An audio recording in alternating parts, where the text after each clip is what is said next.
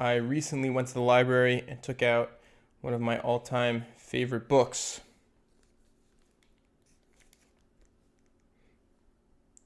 Flannery O'Connor's collection of short stories, A Good Man is Hard to Find.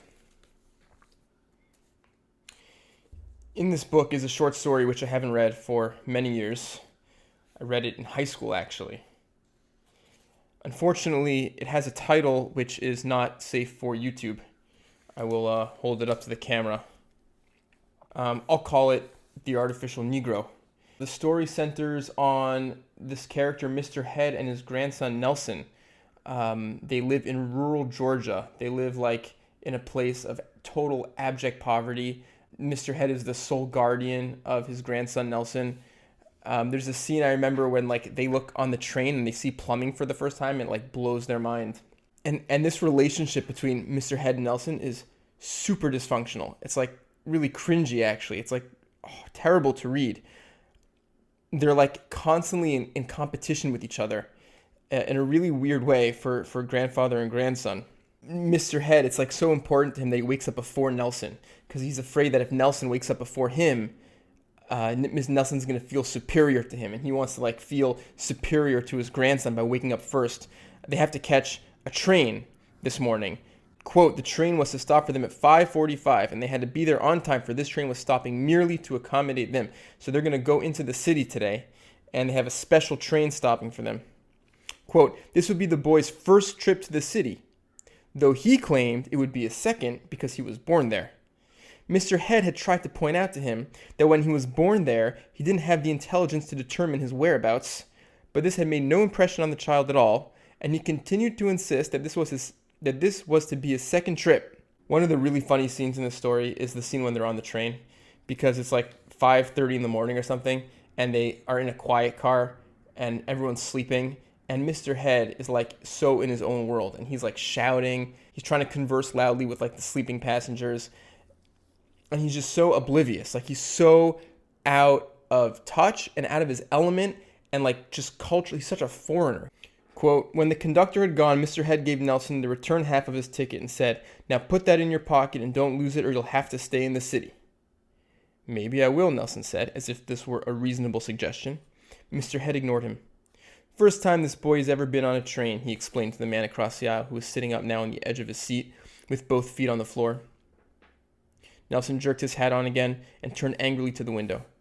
He's never seen anything before, Mr. Head continued, ignorant as the day he was born. But I mean for him to get his fill once and for all. The sense of obliviousness, the sense that Mr. Head is so in his own world and he's so out of place. He's such a what you could derogatorily call white trash in a world which has passed him by. Of course, this is still the Jim Crow segregated South. Blacks are definitely second-class citizens. They can't eat in white spaces and they can't go to school in white schools and things like that. But there's, at the same time, in the city, there's the ability for black people to sort of thrive and make some sort of a independent life for themselves. And for Mr. Head, this is such an anathema. This is so foreign and bizarre and weird to him. As they try to navigate the city, we learn that Mr. Head is trying very hard not to get lost. They realize as they walk through the city on this hot day that they left their packed lunch on the train in their rush to run off the train and not miss their stop. So this is, of course, a source of tension now between them, where Nelson is very upset that Mr. Head forgot them. Mr. Head said, you could have remembered them also. And they're hungry and thirsty on this hot day. And they get quite lost. They end up walking through the black area of town, which, again, is a segregated area, but at the same time is a more affluent kind of lifestyle than what Mr. Head has in his rural part of Georgia. So it's very foreign to them, and they're very scared walking through this part of town together. And of course, what comes across is Mr. Head's horrific racism, right? And he's teaching this racism to his grandson. But of course, the language that he uses and just really emphatic, vicious racism towards black people, which of course is hard to read. It's very gross, but it's also very real. I mean, this was American history, obviously. So now we get to the real dramatic moment in the story. They're both very cranky. They're both very unhappy. They're lost. They have to catch a train in the late afternoon, which Mr. Head is starting to get concerned about. He needs to be able to find it. It's hot. They don't have food. They don't have water. I think Mr. Head is feeling very embarrassed. His self-image is being damaged because he isn't as competent at navigating the city as his grandson Nelson had assumed. At this point, Nelson sits down on a stoop and he goes down for a nap, basically, because he's so exhausted. And this we read as follows, quote, Mr. Head watched him silently, him is Nelson. He was very tired himself, but they could not both sleep at the same time, and he could not have slept anyway because he did not know where he was. In a few minutes, Nelson would wake up, refreshed by his sleep and very cocky, and would begin complaining that he had lost the sack and the way. You'd have a mighty sorry time if I wasn't here, Mr. Head thought, and then another idea occurred to him. He looked at the sprawling figure for several minutes. Presently he stood up. He justified what he was going to do on the grounds that it is sometimes necessary to teach a child a lesson he won't forget, particularly when the child is always reasserting his position with some new impudence. He walked without a sound to the corner about 20 feet away and sat down on a covered garbage can in the alley where he could look out and watch Nelson wake up alone. So this is an extremely cruel thing to do to his grandson.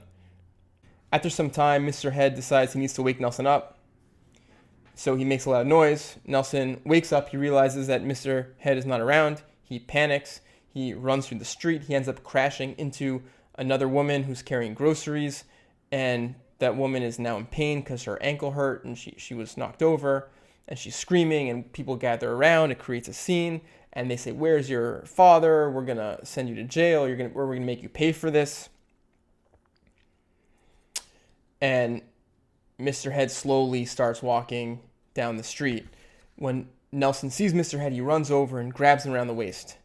And Mr. Head says to the crowd, this is not my boy. I don't know this kid. And of course, Nelson is downcast and he lets go of his grandfather. And it's such a cruel betrayal, such an evil, cruel thing to do from grandfather to a grandson. And the women are horrified and shocked at this betrayal which they see happening in front of their eyes. And they let them go.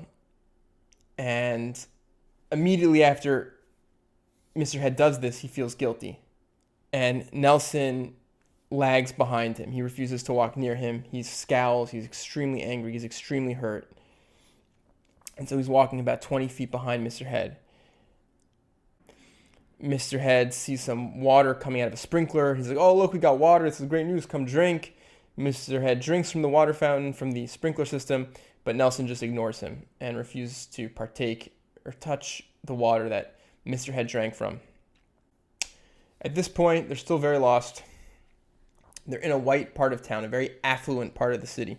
And Mr. Head sees this big man, this heavy-set man with some dogs, and Mr. Head abandons all his dignity, and he runs. Quote, he waved both arms like someone shipwrecked on a desert island. I'm lost, he called. I'm lost and can't find my way. And me and this boy have got to catch this train, and I can't find the station. Oh, God, I'm lost. Oh, help. God, I'm lost. End quote. And so the man helps Mr. Head, tells him how to get on the train, find the next train station where he can pick up the train at the right time. And this, of course, is like this total jettisoning of his dignity. And now we get to the real climax of the story. We get to where the story gets its name from.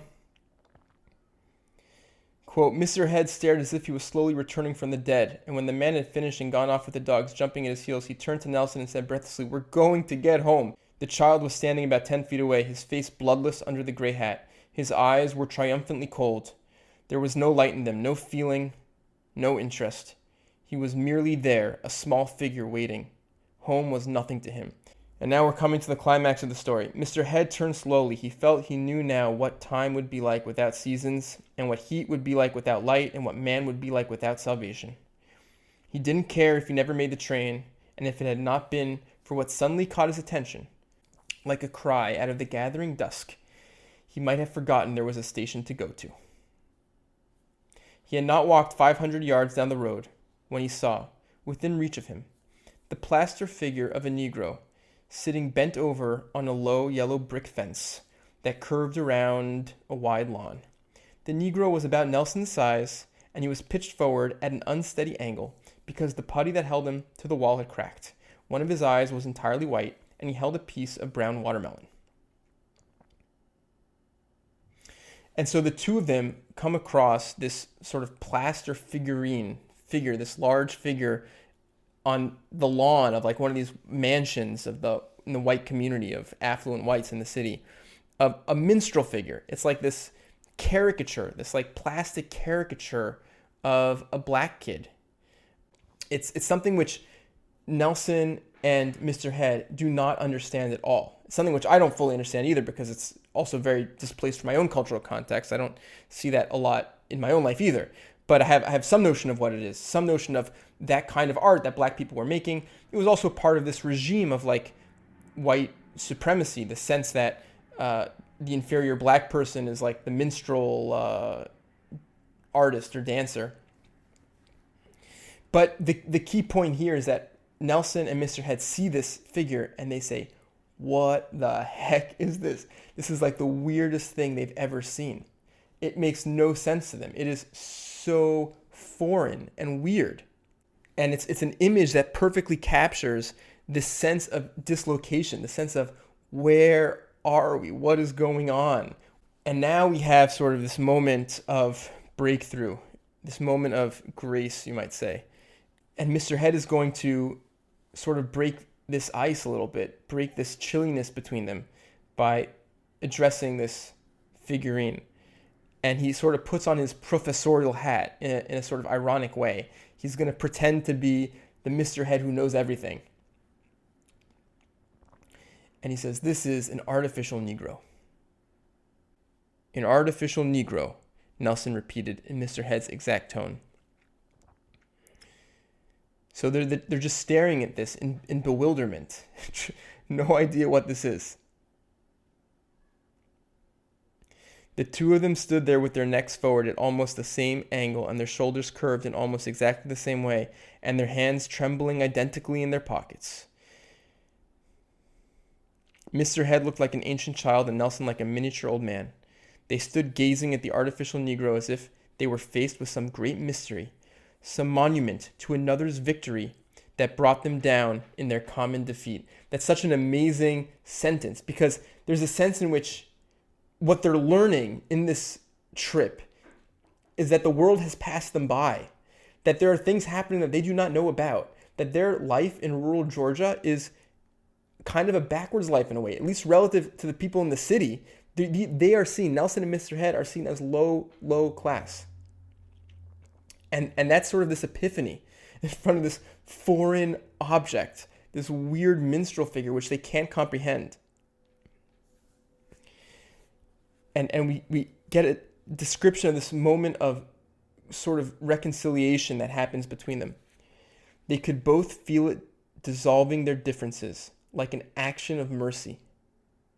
Mr. Head had never known before what mercy felt like, because he had been too good to deserve any, but he felt he knew now. He looked at Nelson and understood that he must say something to the child to show that he was still wise. And in the look the boy returned, he saw a hungry need for that assurance. Nelson's eyes seemed to implore him to explain once and for all the mystery of existence. Mr. Head opened his lips to make a lofty statement and heard himself say, "They ain't got enough real ones here. They gotta have an artificial one." And so he's making a joke. It's a racist joke, but it speaks to their anxieties. It speaks to the foreignness. It's a joke which plays off of this like sense of how foreign this world is. They don't have enough real ones. They had to make an artificial one. And he's putting on this like faux professorial tone, like he knows what's going on. But the joke is that he's also bewildered. And finally, the grandson, Nelson, speaks again. After a second, the boy nodded with a strange shivering about his mouth and said, "Let's go home. before we get ourselves lost again. And there's a little more in the story, but stop there. That scene for me is so dramatic. That image of the artificial Negro, that sense of bewilderment, that moment of grace. That's it. That's Flannery O'Connor's The Artificial Negro story. I hope you enjoyed. I'm curious to hear what you think about it, what you think about Flannery O'Connor, what you think about the story, what you think about grace and family strife and trauma and child abuse and emotional abuse. Let me know in the comments. Bye.